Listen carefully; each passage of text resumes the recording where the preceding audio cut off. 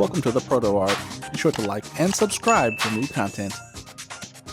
What's up, everybody? Welcome back to the Proto Art. So today I'm actually going to be covering a curriculum I used to teach for music theory and sound and music production. So I'm going to be using Reason's Propellerhead Reason software. If you're not familiar, there's different versions out there. So this is going to be version 5. But it is applicable to older and some newer versions. It may look a little different, but the same theory and principles apply. So it's going to be baby steps, and this is just an introduction.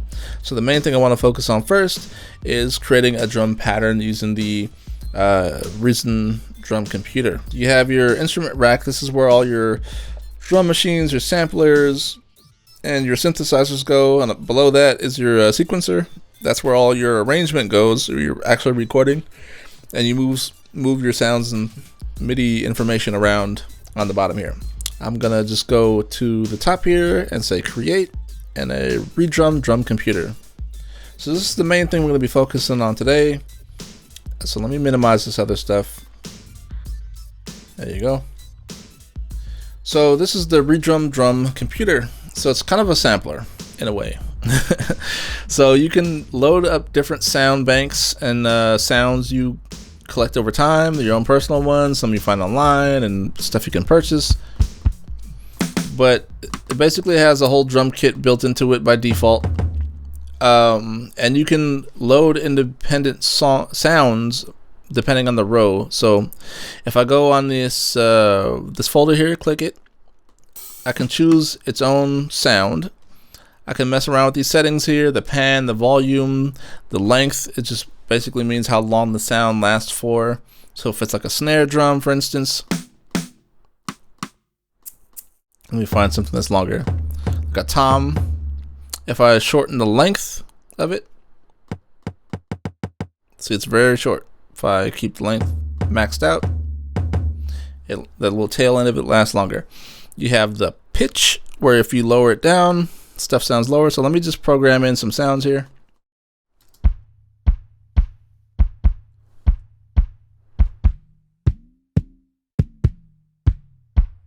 You can hear how it's changing according to how I'm adjusting the pitch. So all of these knobs are independent to the row. When you are changing your sounds around, make sure you choose the select button. This allows you to change the individual instrument there. If you want to change the entire drum kit all at once, there's a folder to the left of this right here. And when you click it, you can change the whole drum kit. And that changes all the sounds of that entire drum kit all at once. There are a lot that you can find online, and you can make your own too. So on this little area here, this is where you actually program your patterns of your song. So I just kind of demoed it for a second there.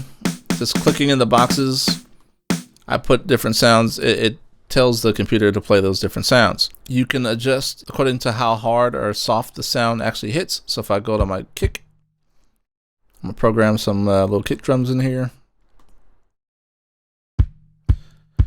So by default it's on medium. If I toggle these to hard or soft,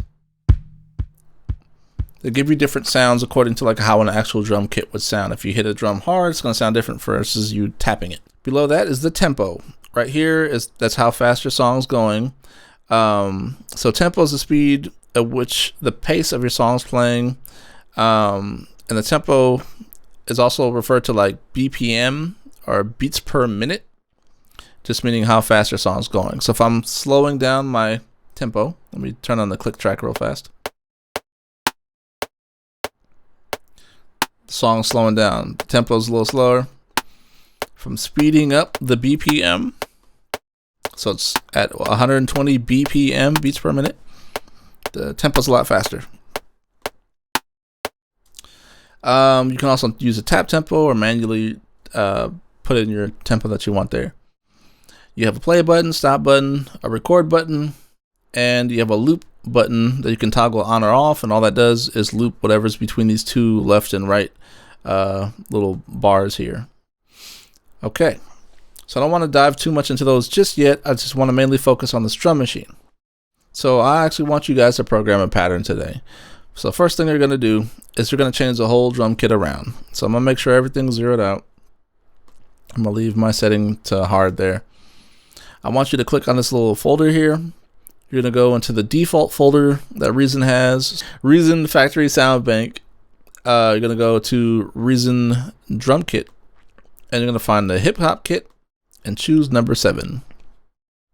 Once you have that selected, I want you to go to your row number 3 here, and I want you to type in the boxes 5 and 13. Next, I want you to go to row number 5, and I want you to type in the boxes 1 and 11. And then last, I want you to go to row number 1 and make sure you toggle all the boxes on. And once you did all that, go ahead and hit the space bar or hit the play button to play your song.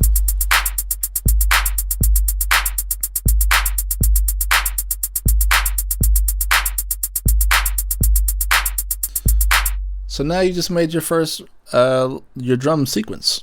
So the cool thing about Reasons is there's a lot of ways you can manipulate sounds and make your different patterns. You can create different patterns within the drum machine itself by toggling one of these other boxes. So if I press the second box, all those boxes that were lit up, they're gone. They're not erased, they're just in a different sequence. So now I'm on a whole different pattern right now, and I can toggle any old drums I want, snares, all that. Sounds completely different. Again, my sounds aren't gone, they're just on a different pattern. So if I want to go back, I can just toggle that pattern back. And eventually we'll get to the point where I can show you how you can program your patterns to change on the bottom here. So it'll go from one pattern to another. If you want to change it for like a chorus or a verse in a song, and so on and so forth. So go ahead and play around with that, make your own little sequence and pattern, and just have a little fun with that. Once you're satisfied with what you created, go ahead and go to File, Save As, and make sure you label it something you can remember and save it somewhere you can remember where you saved it to. If you do choose to use some of your own custom sounds, it's very important you go to Song, Self-Contained Settings, and there'll be an option to toggle on the box here, and you say check all, and you hit OK, and it's gonna basically save all those sounds that you imported into your beat, all within its own little document there. So it may be like a slightly larger file that you're saving now. That's just because it's saving all those songs, all the sounds into that song. So if you were to take that beat to a different studio, all your sounds are still there. You don't have to worry about something missing and not showing up. Anyway guys, be sure to like, subscribe, hit the bell so you never miss out on a new video, and I'll be back for lesson 2.